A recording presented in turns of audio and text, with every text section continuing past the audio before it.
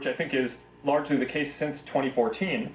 And going backwards, we need to investigate every single app that might have had access to a large amount of people's data to make sure that no one else was misusing it. And if we find that they are, we're going to get into their systems, do a full audit, make sure they delete it, and we're going to tell everyone who's affected. Mr. Chairman, thank you, Senator Heller. We'll go to Senator Peters and then into the break, and then Senator Tillis coming out of the break. So, Senator Peters. Thank you, Mr. Chairman. Mr. Zuckerberg, thank you for being here today. You've talked about your very humble beginnings in starting Facebook in your dorm room, which I appreciated that story, but certainly Facebook has changed an awful lot over a relatively short period of time. When Facebook launched its timeline feature, consumers saw their friends post chronologically as the process. But Facebook has since then changed to a timeline driven by some very sophisticated algorithms. And I think it has left many people, as a result of that, asking, why am I seeing this feed, and why am I seeing this right now? And now, in light of the Cambridge Analytica issue, Facebook users are asking, I think, some new questions right now. Can I believe what I'm seeing? And who has access to this information about me?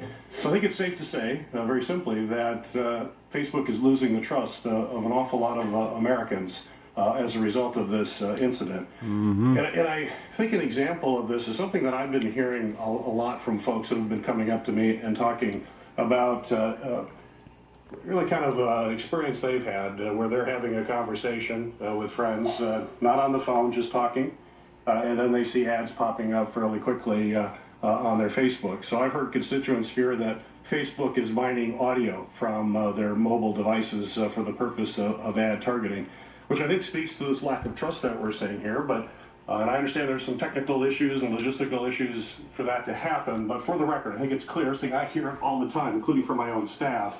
Yes or no, does Facebook use audio obtained from mobile devices to enrich personal information about its users? No. Well, Senator, let me be clear on this.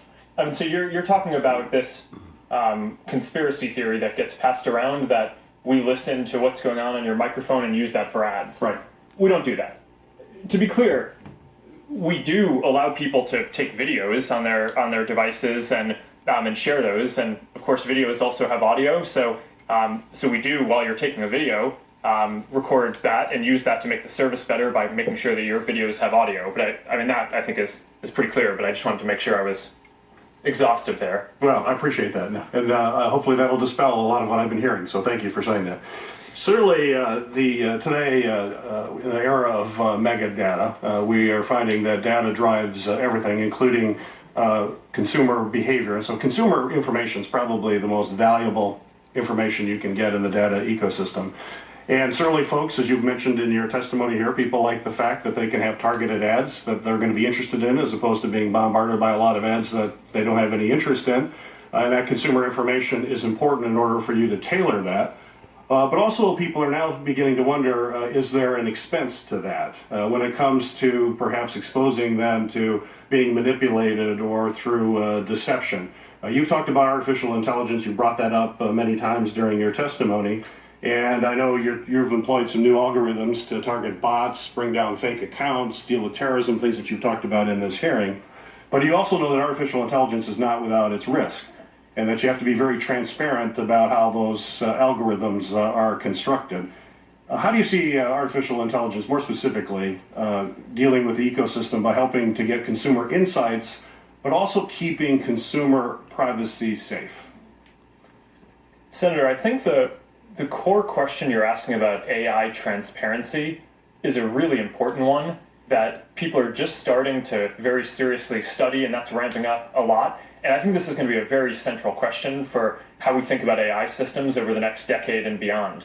Right now, a lot of our AI systems make decisions in ways that people don't really understand. Right. And I don't think that in 10 or 20 years in the future that we all want to build, we want to end up with systems that people don't understand how they're making decisions. So doing the research now